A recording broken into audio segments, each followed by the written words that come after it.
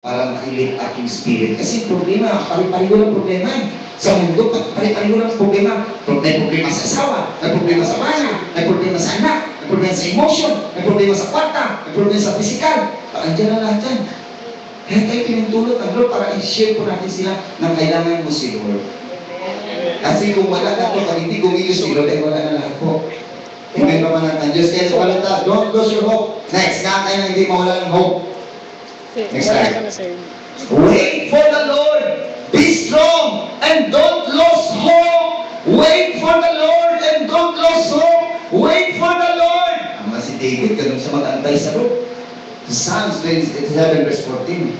Talagang inantay niya talaga. Don't lose your hope. Talagang grabe po si David. Kaya pala naging victorious at naging warrior si David kasi hindi siya nawalan ng pag-asa pagdating po sa Diyos. Kaya nakalaban niya si Goliath eh. Lahat nawalan ng pag-asa. Lahat nagtago na. Siya lang lumabas. Amen pa mga ng Diyos. Yan ang lumabas doon lumaban kay Goliath. Hindi siya nawalan ng hope. Ito, mapapatay ko to. Sininig ni Saul, diba? Pasok ng sige. Ikaw nga laban talaga. Sige, oh. Isoksok na ako na, no? Ang akong baluti. Isoksok na ang mas ko talaga. Buat to.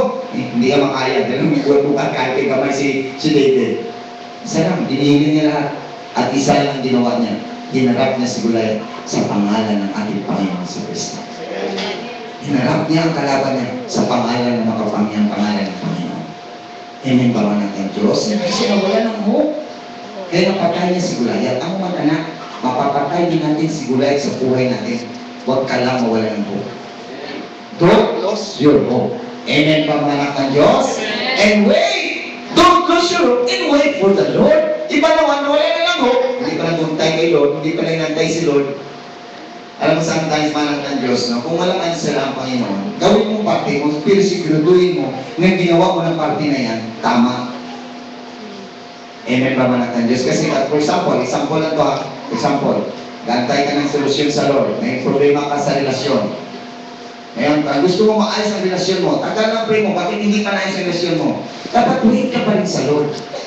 Sometimes, hindi tayo makawit sa Lord, anong gagawin natin? Tagawa tayo ng sariling hakbang na ikakasira mo.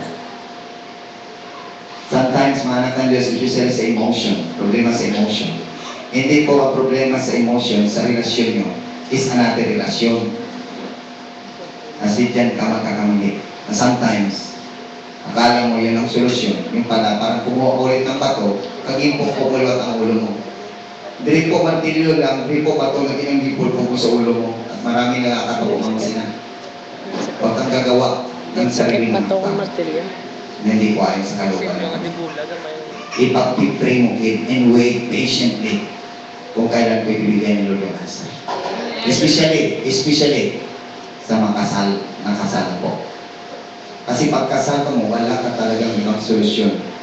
Maliban, ibababa na at ma-aproba ang divorce. Pero hanggang wala pong divorce, walang divorce po sa mga Kristyano. Kaya kung ma-aproba ng divorce, ayan na. Apply mo na lang yung divorce. Kung kaya ng konsensya mo. Amen naman. Kaya wala itong magawa eh. Sabi sa Bible mga natin, kung ang authority ng government ay in-honor ng Panginoon. Ngayon, kung i-force na at i-dawat talaga at ma-approve ang layi, ang divorce sa Pilipinas, wala tayong magawa. Amen ba man ng Diyos? Yan ang pagkakataon mo. Pero hanggang walang divorce, wala ang divorce. Iban pa nakasmile na, parang gusto na mag-divorce sa iba na. Antayin mo kung lumabas na. Amen ba man ng Diyos? Palakpakan natin si Lord. Okay, next. Ano ba? Ano ba ang atake dapat? Ito matindi. Next slide. Nga, God is faithful, who will not allow you to be tempted beyond what you are able. Tulad yan eh. Hindi ka pa yung tulog lang ng Lord. Hindi na ikarga ni Lord sa iyo. Hindi mo kaya. Ikarga na galing ni Lord sa iyo. Dahil kaya mo. Kung ito lang kayo, na hindi alam ni Lord kayo. Kasi kaya ni Job eh. Na hindi kinalaw ni Lord sa iyo. Hindi natin kaya. Hindi naman natin Diyos. Dito ka lang sa 10 anak sabay mamatay siguro. Baka malumpo ka lang. Isa lang anak mamatay, maano kayo, malidibigid ka sa isang aguni. Isa lang mawala sa kabahan mo sa buhay, ano ka, ay 10 anak. Okay? Binigyan ni Lord, dahil kaya niya. Hindi binibigyan ni Lord sa atin, hindi natin kaya. Amen ba man ang Diyos? God is faithful. Kaya kung ano man sa buong araw na napasan mo, kaya mo yan. Kaya mo yan. Huwag mo man di mo kaya. Inilagay ni Lord sa balikat mo dahil kaya mo. Ang balay mo ito pa. Kaya mo yan. Alam mo na, kapag mo naman, Sean, kami nang luwas sa tatamatan ko kaya. Kaya nga, luhat na lang nilabas ni Lord. Dahil kaya mo. Amen ba mga anak ng Diyos? Okay, so dapat ang Diyos is faithful God. Hindi yung kang ginalaw na niya para saktan ka. Ginalaw niya dahil kaya mo. Amen ba mga anak ng Diyos? Malalaki ka, mababae ka, maanak ka, nilagay ng Lord sa iyong balikat dahil kaya mo. Hindi lang nilagay ng Lord para pamigatan ka. Amen ba mga anak ng Diyos? Okay, next. Ano ba dapat Timon? Na I will not cause pain without allowing something new to be born. Diba dinampan na natin eh?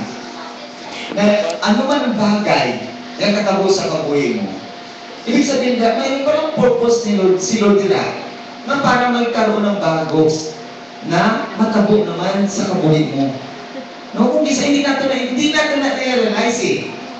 Nung una whatever outcome sa kabuhay natin ng mga problema, ang end na pwede pala lagi mabuti. Ang end sa kabuhay natin, as a Christian pag Kristiyano ka na, anak ka ng Diyos, na pag inalaw ka ng Lord sa kabuhay, ang end sila sa kabuhay mo, sa problema mo, lagi happy ending. Happy ending yan. Kahit ang wala mo, Pastor, masakit, Pastor! Masakit pero happy ending yan. Happy pa rin yan ang dulo niyan. Kasi ang pag-once na sa kamay ka ng Lord,